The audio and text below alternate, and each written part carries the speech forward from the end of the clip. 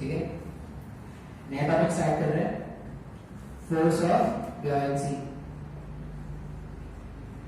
Force of buoyancy. अब spelling का मेरे को नहीं पता सही है गलत है, ठीक है, तुम अपना स्पेलिंग देख लेना। अच्छा, ये कोई पहली बार ऐसा कुछ नहीं पढ़ रहे फोर्स ऑफ ब्योयेंसी, मतलब हम क्लास 9 में भी तुमने शायद पढ़ा होगा, ये लोअर क्लासेस में फोर्स ऑफ ब्योयेंसी तो जरूर पढ़ा होगा। क्यों पढ़ा होगा? क्योंकि भाई देखो मेरे पास जो 8th वाले बच्चे थे उनको मैंने पढ़ाया है, तो मेरे को लगता है कि तुमने भी पढ़ा होगा। वो अलग बात है तुमको याद नहीं होगा, ठीक है, बहुत बिजी रहते होगे तुम लोग, तुमको याद नहीं होगा, लेकिन पढ़ा तो है, नाम तो सुना है, फोर्स ऑफ ब्योयेंसी। अभी ये फोर्स ऑफ ब्योयेंसी होता क्या है? तो फोर्स ऑफ ब्योयेंसी क्या होता है ना, एक एग्जांपल से समझते हैं। कभी कुएं से पानी भरा है क्या? कुएं से पानी भरा होगा कभी? नहीं भरा। कुएं से जब पानी जिसने भरा होगा वो इमेजिन कर सकता है, जब भी कुएं से पानी भरोगे ना तो आप क्या देख रहे हो कि जब बकेट पूरी तरह वाटर में डूबा हुआ है, ठीक है, वो जो आप क्या करते हो, रोड लेते हो, रोड से क्या करते हो, बकेट बांधते हो, और बकेट जो होता है वो पानी अंदर जाता है, ऐसे कुछ होता है, ठीक है। ऐसा कुछ तो नहीं है कि तुम अंदर जाते हो कुएं के और वहां से पानी ऊपर फेंकते हो, ऐसा तो नहीं करते। तो तुमने क्या किया, बकेट लिया, रस्सी बांधी, खींच लिया रस्सी और पानी भरने लगे, ठीक है। वो एक हरियाणवी सॉन्ग है, गजबन पानी ले चले, वो भी अच्छा है, सुनना अच्छा लगेगा तुमको। वो अब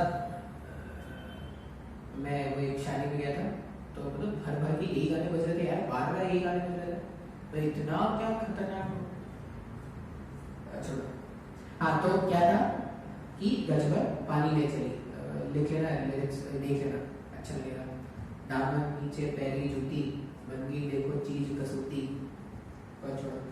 तो जब तुम पानी भरोगे ना, जब तुम पानी भरोगे तो तुम देखोगे कि जो बकेट है, बकेट पानी के अंदर जब था, लिक्विड के अंदर जब बकेट था, उसको पुल करना बहुत ही आसान था, बहुत ही आराम से आप उसको क्या करते पुल कर पा रहे थे। जैसे ही बकेट वाटर के सरफेस को छोड़ के ऊपर आ जाएगा ना, तो उसको खींचने में हालत खराब हो जाएगी। बात समझ में आ रहा है, ठीक है। तो जब तक बकेट लिक्विड में डूबा हुआ था तब तक खींचना बहुत ही आसान हो रहा था, लेकिन जैसे ही वो बाहर आ गया उसको खींचना मुश्किल हो गया। अब ऐसा क्या चेंज हो गया भाई, पहले भी वही बकेट था, वही रोड था, वही मैं था, डिफरेंस क्या हो गया?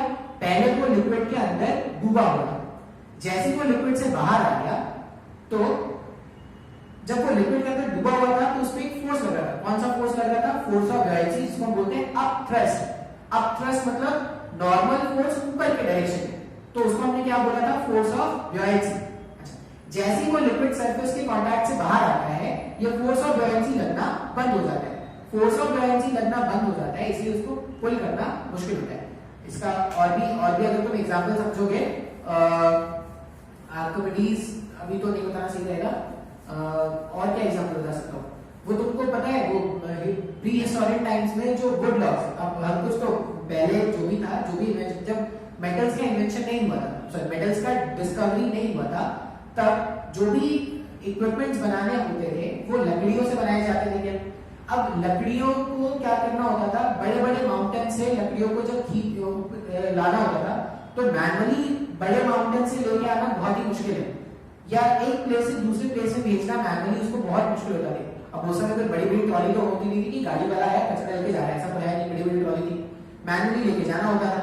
अब मैनुअली लेके जाने के लिए उनको बहुत तकलीफ होती थी, तो उन्होंने क्या करते थे ना, उसको पानी में डुबो देते थे, मतलब जहां पे भी लिक्विड होता था, वाटर रिवर होता था, वहां पे उसको पानी में डुबो देते थे, और पानी में जैसे उसको डुबो देते थे ना, तो लिक्विड वो जो लॉग होते थे वुड के, उसको एक पॉइंट से दूसरे पॉइंट में शिफ्ट करना बहुत ही आसान होता था, ठीक है। तो मेरे को नहीं पता कि उनको ब्योयेंसी आती थी या नहीं, उनको ब्योयेंसी का कंसेप्ट समझ में आता था या नहीं, लेकिन उनको एप्लीकेशन जरूर आता था।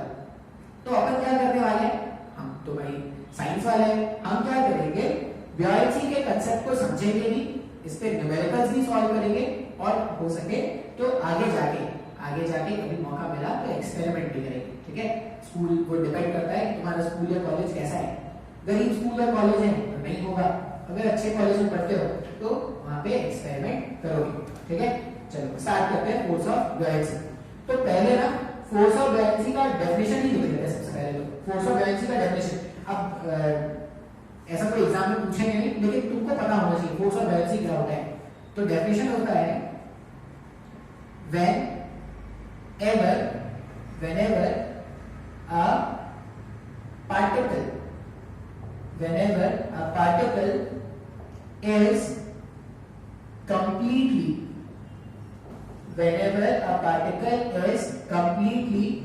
or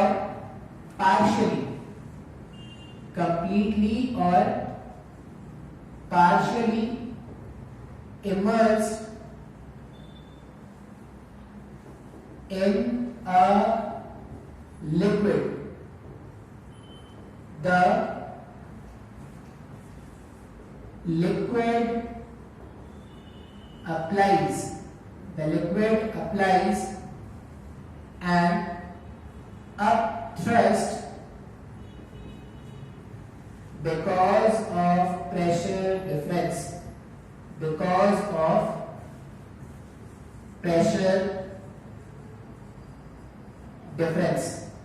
प्रेशर डिफरेंस के कारण लिक्विड क्या करता है, अपथ्रस्ट अप्लाई करता है, and this upthrust is known as force of buoyancy. ये डेफिनेशन है जो आपको क्या करना है, नोट कर लेना है, ठीक है। डेफिनेशन में देखो मैंने क्या लिखा है कि जब भी कोई पार्टिकल या ऑब्जेक्ट लिक्विड में डूबा हुआ है, कैसा डूबा है, या तो पूरी तरह डूबा है या आधा अधूरा डूबा है, ठीक है। अगर कोई ऑब्जेक्ट या पार्टिकल लिक्विड में पूरी तरह डूब गया है या आधा अधूरा डूबा है, दोनों ही केसेस में लिक्विड जो होता है, ठीक है, दोनों ही केसेस में लिक्विड जो होता है वो ऑब्जेक्ट पे या पार्टिकल पर एक अपथ्रस्ट ऊपर की तरफ लगाता है। अब ये जो अपथ्रस्ट ऊपर की तरफ आता है, ठीक है, इसी को हम क्या बोलते हैं, फोर्स ऑफ बुयांसी। अच्छा, बहुत बार एग्जाम से पूछते हैं कि what is the cause of buoyancy. तो कॉज ऑफ बुयांसी क्या है, प्रेशर डिफरेंस। अभी तो ये डेफिनेशन था, शायद नहीं समझ में आएगा, एक एग्जांपल अपन देखेंगे तो आपको क्या हो जाएगा, समझ में आना स्टार्ट हो जाएगा कि हाँ भाई ये प्रेशर डिफरेंस कैसे काम कर रहा है। तो ये जो डेफिनेशन है वो आप अच्छे से अपनी कॉपी में लिख लेना। डेफिनेशन किसी एग्जाम में नहीं पूछेंगे तुमसे, लेकिन तुमको पता होना चाहिए कि हाँ भाई हम जो पढ़ रहे हैं वो कैसे डिफाइन करते हैं। सब डेफिनेशन लोअर क्लास में तो सीखते हैं, 9th में 10th में जब भी आता है ये सब, तो आपको डेफिनेशन सिखाए जाते होंगे। अभी फोर्स ऑफ बुयांसी कांसेप्ट को समझने के लिए एक एग्जांपल है, बहुत ही कॉमन सा एग्जांपल है, लेकिन ध्यान से आपको समझना है। एक कंटेनर है, तो इतनी बार मैंने कंटेनर लिया ना, तुम भी परेशान कर सकते, इतना कंटेनर है, इतना कंटेनर लाते कहां से सर। एक कंटेनर है और इस कंटेनर में हमने क्या किया है, लिक्विड भर कर रखा है, ठीक है। कैसा लिक्विड, रो डेंसिटी का लिक्विड हमने क्या किया है, भर के रखा है।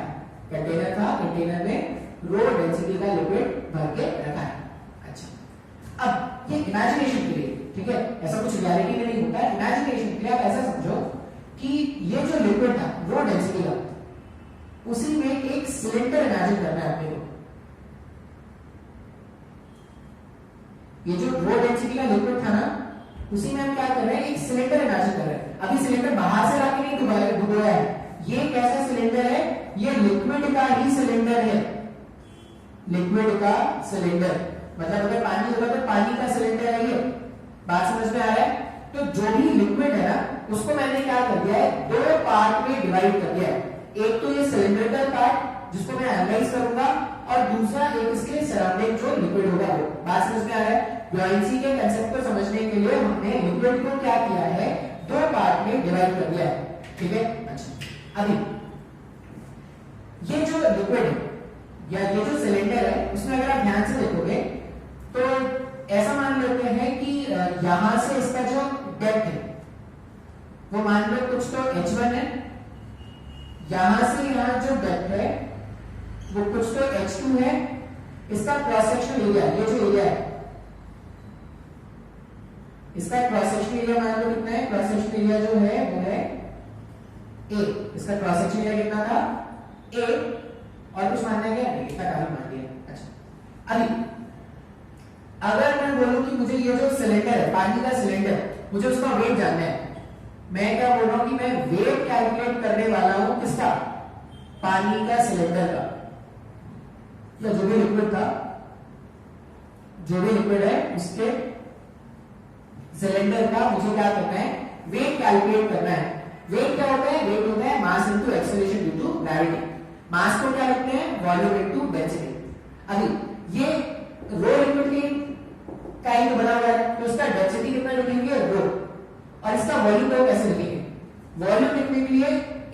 Cross section into height, height कितना है h2 माइनस h1, इसका हाइट है, तो यहां पे हो जाएगा a h2 माइनस h1, ये मेरे पास वॉल्यूम आ गया है, हाँ या ना, इनटू g,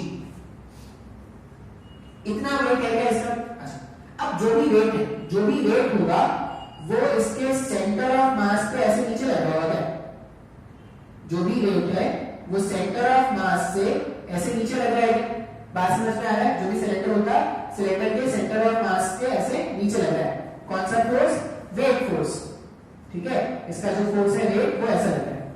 इसके वेट को बैलेंस कौन कर रहा है, मैं बोल रहा हूं कि अगर ये वेट फोर्स है, सिर्फ वेट फोर्स अगर होता तो सिलेंडर नीचे चला गया होता ना, ऐसा होता है क्या, पानी रखते हैं, सिलेंडर इमेजिन करो, सिलेंडर तोड़ता हुआ, ग्लास तोड़ता हुआ, जमीन तोड़ता हुआ, कहां चला गया पता नहीं, ऐसा होता है क्या, ऐसा तो नहीं होता। अगर ऐसा नहीं होता मतलब इसके वेट को किसी ने बैलेंस करके रखा है। अब डायग्राम से तुम सोच के बताओ, कहीं से कोई नॉर्मल आ रहा है क्या, कहीं से कोई नॉर्मल आ रहा है, कहीं कोई टेंशन हो रहा है, कहीं कोई स्प्रिंग फोर्स ऐसा कुछ है क्या, नहीं। लेकिन इसके आसपास लिक्विड जरूर सराउंडेड है, ये जो पानी का सिलेंडर है इसके आसपास लिक्विड जरूर सराउंडेड है। अच्छा, अभी जैसा लिक्विड का अरेंजमेंट यहां पे है वैसा ही लिक्विड का अरेंजमेंट यहां पे भी है, मतलब जैसा फोर्स यहां से आएगा वैसा फोर्स यहां से आएगा। तो ये जो हॉरिजॉन्टल डायरेक्शन के फोर्सेस है वो तो काउंटर बैलेंस कर रहे हैं, इक्वेट कर रहे हैं, उनके बारे में बात करने की कोई जरूरत नहीं। अगर आप ध्यान से देखोगे तो ये जो इसके ऊपर लिक्विड है, H1 हाइट का जो लिक्विड है वो यहां पे फोर्स क्रिएट करेगा, ऐसा F1 मैग्नीट्यूड का जो लिक्विड H1 हाइट के ऊपर है वो एक F1 फोर्स क्रिएट करेगा लिक्विड, और ये जो यहां पे लिक्विड है वो क्या करेगा, वो ऊपर की डायरेक्शन में फोर्स क्रिएट करेगा F2। बात समझ में आ रहा है। अभी ध्यान से देखो, अगर मैं बोलूं कि मुझे F1 का मैग्नीट्यूड लिखना है तो F1 जो फोर्स है, F1 जो फोर्स है वो क्या है, F1 row G H1 into A के बराबर है। और अगर मैं F2 लिखता तो रो G H2 into A, pressure into area, pressure into area, लिख सकते हैं ना ऐसा। दोनों को जैसे ही तो माइनस करोगे ना, F2 माइनस F1, तो ये क्या हो जाएगा, rho into G into A common था बाहर निकाल दिया, H2 माइनस H1, ये पूरा पूरा वेट के बराबर आ गया क्या, ध्यान से देखो, ये पूरा पूरा वेट के बराबर आ गया क्या, हाँ या ना। अच्छा, इसका मतलब प्रेशर के डिफरेंस के कारण, प्रेशर के डिफरेंस के कारण जो फोर्स क्रिएट हुआ है उसी ने तो लिक्विड के वेट को बैलेंस किया है। बात समझ में आ रहा है क्या। तो जो लिक्विड है, सराउंडिंग लिक्विड, वो भी इस पे फोर्स अप्लाई कर रहा है, हाँ या ना। जो सराउंडिंग लिक्विड ने फोर्स अप्लाई किया होगा प्रेशर डिफरेंस के कारण, इसी को तो फोर्स ऑफ ब्यूएंसी बोला ना हमने, हाँ या ना, इसी पर मैंने क्या बोला, फोर्स ऑफ ब्यूएंसी। अच्छा, अभी एक चीज जो नोट करने की है यहाँ पे, ये F1 हटा रहा हूं, मेरी जरूरत नहीं इसका। ये जो फोर्स ऑफ ब्यूएंसी, ये जो पानी का सिलेंडर है, ध्यान से जो भी मैं बोलूंगा सुनते जाना है, समझते जाना है सबको। एक चीज मैंने क्या कंफर्म कर लिया कि जो लिक्विड था, सिलेंडर जो था, उसका वेट किसने हैंडल किया है, तो पानी जो फोर्स अप्लाई कर रहा है, पानी के कारण या प्रेशर के डिफरेंस के कारण जो फोर्स आ रहा है वही तो उसके वेट को हैंडल कर रहा है ना। बात समझ में आ रहा है, एक बात कंफर्म हो गया। अच्छा, ये एनएलएम के हिसाब से इस पे नेट फोर्स कितना है, 0। अच्छा, इसमें नेट टॉर्क कितना है, वो जो पानी का सिलेंडर है, तुम अगर ग्लास लेना, कांच के ग्लास से पानी भर के देखना, तो उसमें तुमको सिलेंडर ऐसे घूमता घूमता दिखता है क्या, तुमने सिलेंडर ऐसे ऐसे घूम रहा है, घूम रहा है, घूम रहा है, वो नहीं घूम रहा है, तुम घूम रहे होगे भाई, ज्यादा हो गए होगी, तुम घूम रहे होगे, तो सिलेंडर तो नहीं घूम रहा। सिलेंडर अगर नहीं घूम रहा, इसका मतलब इसमें लीनियर इक्विलिब्रियम भी है और रोटेशनल इक्विलिब्रियम भी है। लीनियर इक्विलिब्रियम है, इसका मतलब नेट फोर्स 0 होना चाहिए, और रोटेशनल इक्विलिब्रियम है, इसका मतलब क्या होना चाहिए, नेट टॉर्क 0 होना चाहिए। अभी इक्विलिब्रियम है, कैसा इक्विलिब्रियम, रोटेशनल में भी और लीनियर में भी, तो नेट टॉर्क भी 0, नेट फोर्स भी 0।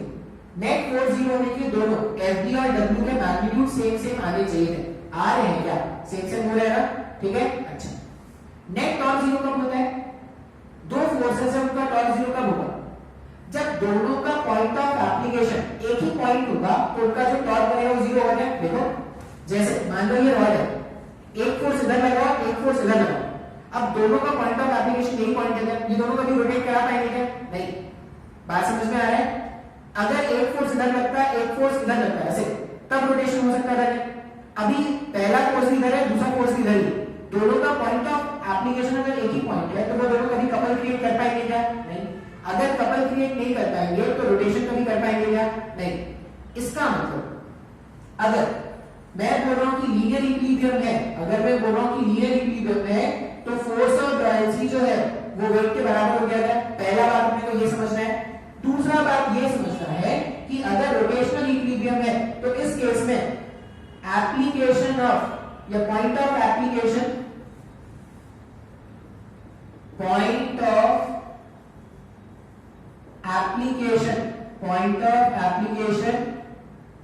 of buoyancy is same as point of application of weight. Point of application of weight. Sir मेरे को ना कुछ भी नहीं समझ में आ रहा सर, क्लास में तो बहुत ही आसान था, पता नहीं सर आपने क्या कॉम्प्लिकेट कर दिया है। अरे ध्यान से समझो भाई, कुछ नया नहीं बताया तुझे, अभी तो उसको बस इंट्रोडक्शन कर रहा हूँ, पढ़ाया क्लास स्टार्ट किया अभी। हमने तुमको बस इतना बताया कि प्रेशर के डिफरेंस के कारण एक फोर्स क्रिएट होता है जिसको हम बोलते हैं अपथ्रस्ट। मैंने कैलकुलेट करके वैल्यू दिखाया, प्रेशर के डिफरेंस के कारण एक फोर्स कैलकुलेट हो रहा है जिसको हमने क्या बोला? Upthrust force of buoyancy. इस फोर्स ऑफ बायएंसी ने किया क्या है? तो फोर्स ऑफ बायएंसी ने इसके वेट को हैंडल करके रखा है। या ऐसा भी बोल सकते हो कि जो बाकी बचा हुआ लिक्विड है वही तो उसके वेट को संभाल रहा है, तो लिक्विड जब फोर्स अप्लाई करती है उसी को तो फोर्स ऑफ बायएंसी बोल रहे हैं। अच्छा, अब ये जो फोर्स ऑफ बायएंसी ऊपर था और ये जो वेट नीचे है, दोनों ने कोई टॉर्क भी नहीं क्रिएट किया है। अगर दोनों ने कोई टॉर्क भी नहीं क्रिएट किया, अगर दोनों ने कोई टॉर्क नहीं क्रिएट किया, इसका मतलब point of application of force of buoyancy और point of application of weight same हो गए। हाँ या ना? इतना बात समझ में आया? जो भी आपको यहाँ पे समझ में आया उसको नोट में लिखना। क्या क्या नोट में लिखोगे? डेफिनेशन का पहला पॉइंट लिखना है, दूसरा पॉइंट लिखना है कि लिक्विड के प्रेशर के कारण जो डिफरेंस क्रिएट हुआ था फोर्स का, उसी ने तो लिक्विड के वेट को हैंडल किया, सिलेंडर के वेट को हैंडल किया है। तीसरा पॉइंट लिखोगे पॉइंट ऑफ एप्लीकेशन दोनों का सेम है, इसलिए क्या हो रहा है? कोई रोटेशन नहीं हो रहा है। क्लियर है क्या? अच्छा, अभी चौथा पॉइंट बताते हैं। यहाँ पे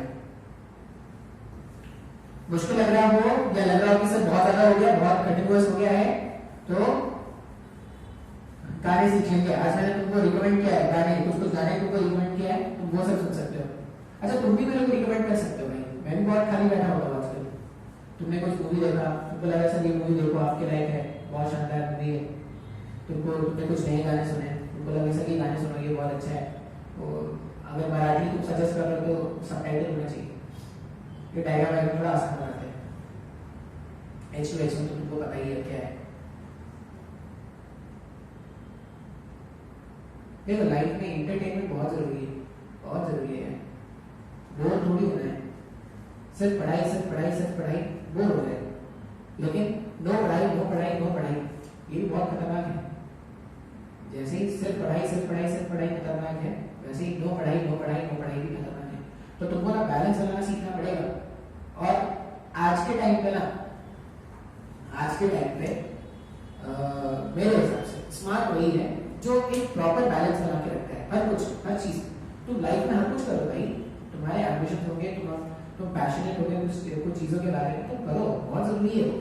ठीक है, तुमको जो भी अच्छा लगता है तुम लाइफ में करो, लेकिन तुमको स्टडीज के साथ करना है। ठीक है, ऐसा नहीं कि तुम सिर्फ पढ़ रहे हो सिर्फ पढ़ रहे हो सिर्फ पढ़ाई कर रहे हो ना, अब तुम अलग से कुछ और नहीं कर रहे, तो तुम नो डाउट एकेडमिक वाइज तो बहुत अच्छे होगे, लेकिन तुम्हारा पर्सनालिटी नहीं रहेगा।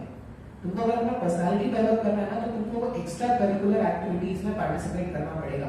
ठीक है, कुछ भी कर लो यार, अभी लेटेस्ट में ट्रेंड है, मीम्स बना लो भाई, मीम्स बना लो, कुछ तो नया करो, कुछ अच्छा करो, बहुत जरूरी है लाइफ के लिए। सिर्फ पढ़ना पूरा वेस्ट है, नो पढ़ना पूरा वेस्ट है। मैनेज करो, बैलेंस करना सीखो।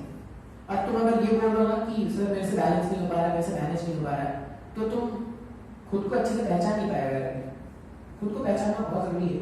वो बोलते हैं ना कि मेरे को पूरी दुनिया की खबर है, लेकिन मेरे को खुद का ही नहीं पता कि मैं क्या चाहता हूँ। तुमको कोई थोड़ी बताएगा कि तुम इस टाइम पे पढ़ो, तुम तो मेरे को बोलते हो सर आप मेरे को बताओ कि मेरे को कब पढ़ना चाहिए, मेरे को कितना पढ़ना चाहिए। अरे मैं कैसे बता दूँ यार तुमको कितना पढ़ना चाहिए?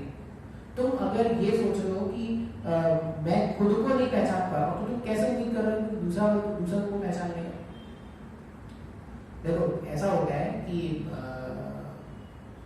लाइफ जो है, जैसे वो होता है ना मुर्गी के अंडे का कंसेप्ट। मुर्गी के अंडे को बाहर से तोड़ दोगे तो लाइफ खराब हो जाएगी, मुर्गी का अंडा जब खुद अंदर से टूटेगा तो वो लाइफ बन के बाहर आएगी। तो वैसा ही कुछ है यार, इंस्पिरेशन लाओ लेकिन खुद से लाओ, सेल्फ मोटिवेशन लाओ। कुछ ऐसा टारगेट सेट करो ना जो तुमको लगे कि नहीं ये जरूरी है, अगर मेरे को ये टारगेट अचीव करना है तो कुछ तो अलग करना पड़ेगा। देखो इंसान जो होता है ना वो बड़ा कैसे बनता है? इंसान ये बड़ी बड़ी बातें बोल के या बड़े बड़े सपने रख के बड़ा नहीं होता है। इंसान ना छोटे छोटे एक्शन से बड़ा होता है। अपन सोचते हैं कि सर इतनी दूर जाना है, कैसे जा पाएंगे? तो तुम पैर उठा के तो देखो, तुम चलना तो स्टार्ट करो।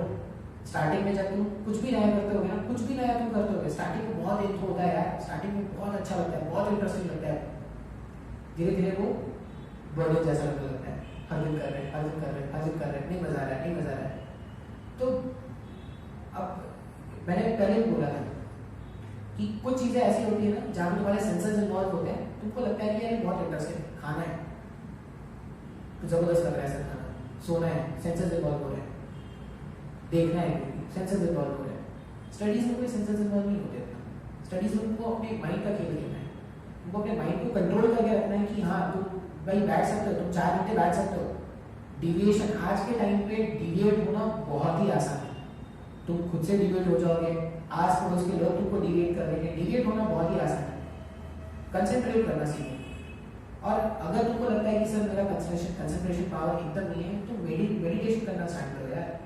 तुम दिन में 5 मिनट, फिर एक हफ्ते में पहले स्टार्ट करो 5 मिनट करो, 10 मिनट करो।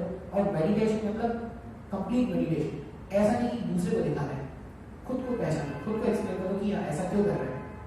देखो चेंज दिखेगा, कुछ भी नहीं तो कंसंट्रेशन पावर तो जबरदस्त इंक्रीज हो जाएगा, तुम्हारी ग्रास्पिंग पावर इंक्रीज हो जाएगी यार। और कितना मामलों में कितना बोल रहा हूँ डेडिकेट करने को, स्टार्टिंग में 5 मिनट, बाद में 10 मिनट। और बहुत अच्छे अगर तुम मेडिटेटर हो चुके हो, तुमको लगता है कि नहीं बहुत कुछ मैं अच्छा कर सकता हूँ, आधे घंटे कर लो, ठीक है। लेकिन तुम करो, तुम खुद से देखोगे कि लाइफ तुम्हारा चेंज हो रहा है। तुम्हारे सोचने की जो ताकत है, तुम्हारे एनालाइज करने की जो ताकत है, वो फोल्ड्स में इंक्रीज हो रही है, वो खतरनाक होती जा रही है। बात समझ में आ रहा है क्या?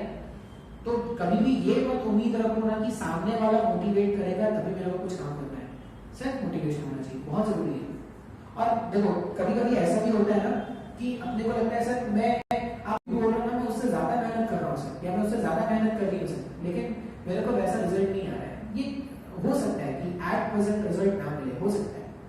लेकिन तुम अगर ये मेहनत कंटिन्यूअसली करती जाओगे या करते जाओगे ना, तो तुमको रिजल्ट जरूर मिलेगा। देखो मैं तो सीधा ये जानता हूँ ना कि मैंने अपने अभी तक छोटे से करियर में मैंने बहुत सारे टीचर्स को देखा है, बहुत शानदार, मतलब उनका फिजिक्स या उनका नॉलेज इतना अच्छा था ना, इतना अच्छा था, लेकिन वो लॉन्ग रन में नहीं टिक पाए। क्यों? क्योंकि या तो उनको अपने नॉलेज का घमंड हो गया था, या वो कभी बैलेंस ही नहीं बना पाए नॉलेज के बीच में और जो एक्सप्लेन करना उसके बीच में। बहुत जरूरी है कि एक बैलेंस होना चाहिए। मैं क्या जानता हूं ना वो मैटर नहीं करता, मैंने तुमको क्या बताया है, क्या सिखाया है, वो मैटर करता है। तुम सीख पा रहे हो या नहीं सीख पा रहे हो, वो मैटर करता है। बात समझ में आ रहा है क्या? तो देखो मैं हमेशा, मेरे को लगता है ना कि दिन में हर दिन मैंने कुछ नया सीखा है, और मैं ये जानता हूँ कि मैं आज जो भी हूँ वो अपनी मेहनत के कारण हूँ। तो कल को जैसे ही मैं मेहनत करना छोड़ दूंगा ना, शायद मेरा जो पोजीशन है वो भी खत्म हो जाएगा। तो खुद को बनाए रखने के लिए मेहनत करना बहुत जरूरी है। हो सकता है तुमको स्टार्टिंग में चेंज ना दिखे, तुमको लग रहा है कि सर मैं तो महीने भर से, मैंने तो 11th इतना मेहनत किया सर, मेरे को अभी बहुत डाउट लग रहा है। अरे हो सकता है, ऐसा कोई बड़ी बात नहीं है, पहली बार पढ़ रहे हैं शायद ऐसा लगे, लेकिन तुमने अगर अच्छे से मेहनत किया ना, तुमने प्रॉपरली तरीके से अगर पढ़ा है, जब तुम रिविजन करने बैठोगे ना, तो तुम बाकियों से आगे निकलते जाओगे। दिन के हिसाब से तुम बाकियों से आगे निकलोगे। और जो पूरे 2 साल ढंग से मेहनत करता है ना, उनका ही सिलेक्शन होता है। अगर इतना ही आसान होता ना सिलेक्शन कर पाना, तो हर कोई आज एक डॉक्टर और अच्छे पीएचडी स्कॉलर्स होते हैं। बात समझ में आ रहा है? और अभी का टाइम तो देखो यार, अब अभी डॉक्टर्स को या इंजीनियर्स का तो हालत खराब है, अभी भी जॉब वॉब से भी निकाल रहे हैं, लेकिन डॉक्टर्स के बारे में अगर मैं बोलूँ तो भगवान से कंपेयर किया जा रहा है भाई उनको, इतना प्रेस्टिजियस जॉब हो चुका है ये, ठीक है। अच्छा इंजीनियर्स ये नहीं सोचेंगे कि सर अब तो बेकार हो गया, फालतू हो गया, नहीं भाई, अभी तुमको ना नेशन बिल्ड करना पड़ेगा। पता है अभी जो इतना लॉस हुआ है ये जो कोरोना से या जो भी लॉकडाउन हुआ उससे इतना जो लॉस हुआ है उसमें अपने को क्या करना है, उसमें से अपने को स्ट्रांगली बाहर आना है। अब स्ट्रांगली बाहर आने के लिए अपने को क्या करना पड़ेगा, मेहनत करना है, जितना पहले करते थे उससे ज्यादा रेट से मेहनत करना है। क्यों? क्योंकि अब एक तरह से समझो कि हम दुनिया को नए तरीके से रिवाइव करने वाले हैं, नए तरीके से बनाएंगे। तो जो चेंज एक्सेप्ट कर पाते हैं उनके लिए कोई फर्क नहीं पड़ेगा। कोरोना था, उसका एपिडेमिक हुआ, उसका टेन्योर था, खत्म हो गया, उसके बाद लाइफ को नए से स्टार्ट करना है, लाइफ को नए से स्टार्ट करना है, नए तरीके से नए एंथुसियाज्म के साथ स्टार्ट करना है और कुछ ऐसा करना है ना जो बाकियों के लिए सपना हो कि यार ये तो ऐसा कर दिया इसने, अपन तो कर ही नहीं पाएंगे कभी ऐसा, ये ऐसा होना चाहिए, ठीक है। तो कभी भी ना दूसरों की तरफ मत जाओ मोटिवेशन के लिए, खुद से डेवलप करो और ये सोचो कि तुमको क्या होना है, एक ऑर्डिनरी इंसान से एक एक्स्ट्रा ऑर्डिनरी इंसान होना है। और वो कैसे होगा, वो तभी हो पाएगा जब तुम्हारे एफर्ट्स एक्स्ट्रा ऑर्डिनरी होंगे, ठीक है। बहुत मैंने बता दिया, इतना जरूरी नहीं है, लेकिन मेरे को बहुत मन पहले से मन था ये बात करूंगा तुमसे। क्यों ऐसा मैं बोल रहा हूँ, क्योंकि जरूरी है लाइफ में सब कुछ अपने हिसाब से चले, नहीं हो सकता, कोई नहीं सकता है, लेकिन अपने को ना इस हिसाब से तैयार रहना है कि ठीक है भाई कुछ भी हो जाए अपन सर्वाइव करेंगे। बाकी दुनिया का मेरे को नहीं पता, बाकी दुनिया टिकेगी नहीं टिकेगी नहीं जानता मैं, लेकिन मैं खुद इतना स्ट्रॉन्ग हूँ कि जो भी चेंज आ रहा है, जो भी प्रॉब्लम हो रहा है, मैं उसको हैंडल कर सकता हूँ। बहुत जरूरी है, ठीक है। तो डेवलप करो खुद को, भीड़ की जैसा मत रह जाओ कि हाँ लोगों ने, किसी ने खाना दिया तो खा लिया, किसी ने रहने को जगह दिया तो रह लिया, माँ बाप अगर एक दिन खाना नहीं देंगे तो अपन खाना ही नहीं खाएंगे, ऐसा मत बनाए खुद को काबिल बना। चलो वापस आते हैं। अभी हमने क्या बोला था कि वेट को बैलेंस किया था, किसने बैलेंस किया था, बैलेंस किया था जो फोर्स यहां से आया है वो। अभी इमेजिन करो कि ये जो पानी का सिलेंडर, इमेजिन करना है, ऐसा एक्चुअल में नहीं होता, ये इमेजिन करना है, ये जो पानी का सिलेंडर है इसको काट करके बाहर निकाले, ऐसा एक्चुअल में नहीं है, इमेजिन करना है, जस्ट फॉर इमेजिनेशन।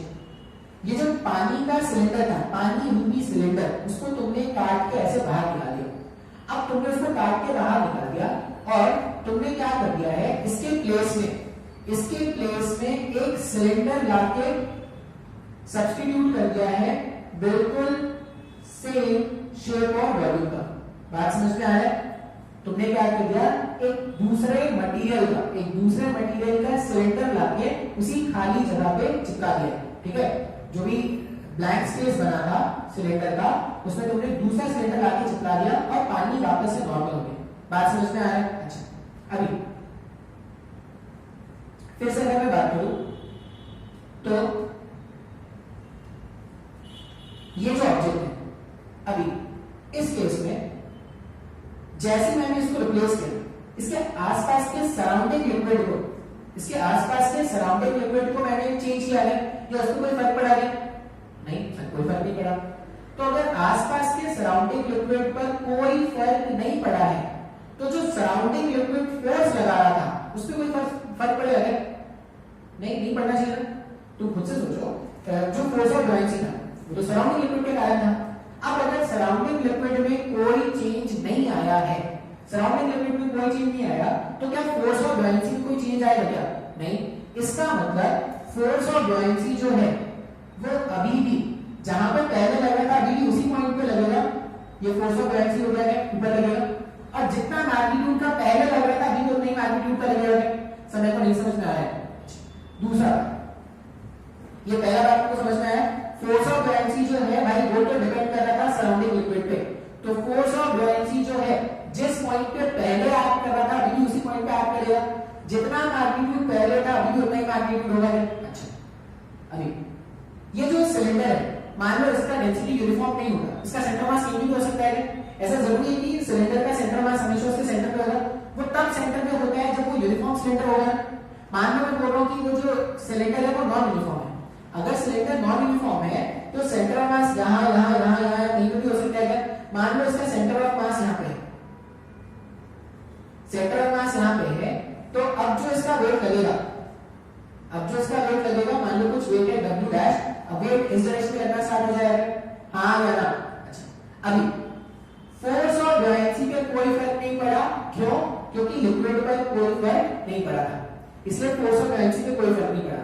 लेकिन इस ऑब्जेक्ट का वेट और इस ऑब्जेक्ट का सेंटर ऑफ मास चेंज हो सकता है, हाँ या ना। अब इस केस में सोचो, इस केस में अगर आप सोचोगे तो ऐसा कोई जरूरी नहीं है कि फोर्स ऑफ बॉयंसी जो होगा वो वेट के बराबर है, ऐसा कोई जरूरी नहीं है। अगर फोर्स ऑफ बॉयंसी ज्यादा हुआ, मान लो फोर्स ऑफ बॉयंसी ज्यादा हुआ कि ऊपर जाना स्टार्ट कर देगा, और अगर वेट ज्यादा हो गया तो नीचे गिरना स्टार्ट हो जाएगा। तो इस केस में अगर आप सोचोगे तो फोर्स ऑफ बॉयंसी वेट के इक्वल हो, ऐसा कोई कंपल्सन नहीं है यहाँ पर। और अगर ये इक्वल नहीं है, प्लस दोनों का पॉइंट ऑफ एप्लीकेशन अलग अलग है अगर, तो नेट टॉर्क जो होगा, नेट टॉर्क भी जीरो नहीं बनने वाला है। सर मेरे को नहीं समझ में आ रहा है, अगर दोनों के पॉइंट ऑफ एप्लीकेशन अलग अलग है तो नेट टॉर्क भी जीरो नहीं बनेंगे। अच्छा, अब यहाँ पे नोटिस करने वाली बात क्या है जो इंपॉर्टेंट है, अगर मैं बोलूं कि यहां पे ये सिलेंडर नहीं रख के कोई और सिलेंडर लाकर रखो तो क्या चेंज होगा? वेट डैश की जब प्लेस में वेट डबल डैश आ जाएगा, उसका सेंटर मास चेंज हो जाएगा। ये चेंज हुआ क्या? फोर्स ऑफ बॉयंसी नहीं, फोर्स ऑफ बॉयंसी अभी नहीं चेंज हुआ। क्यों नहीं चेंज हो रहा है? क्योंकि फोर्स ऑफ बॉयंसी तो आसपास के लिक्विड पे डिपेंड कर रहा है कि आसपास के लिक्विड ने कैसा फोर्स लगाया। अगर आसपास के लिक्विड में कोई चेंज नहीं आया तो क्या फोर्स ऑफ बॉयंसी में कोई चेंज आएगा? हाँ या ना?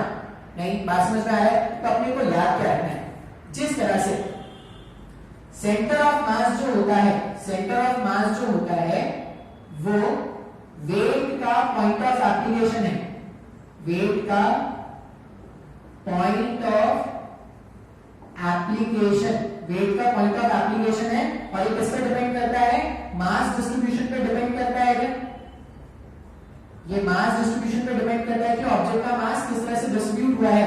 उसी तरह सेंटर ऑफ बॉयंसी, सीओबी का मतलब है सेंटर ऑफ बॉयंसी, ये जो सेंटर ऑफ बॉयंसी है वो सराउंडिंग लिक्विड पे डिपेंड कर रहा है।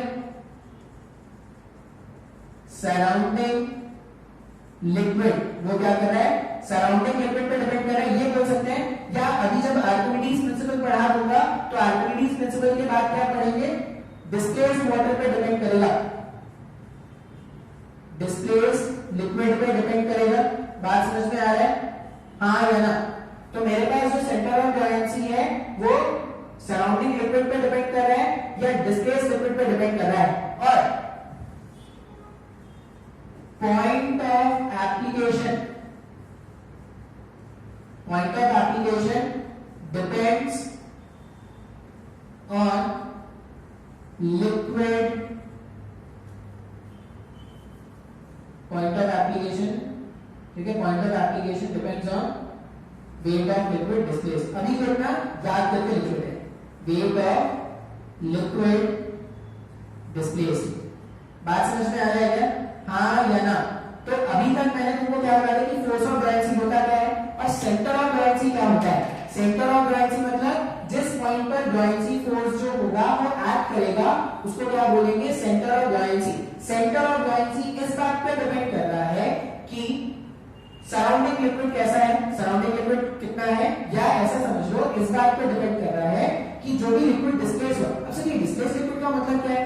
डिस्प्लेस लिक्विड का मतलब होता है अगर जैसे अभी ये सिलेंडर पानी में डूबा हुआ है तो पानी में डूबने के लिए ये क्या करेगा?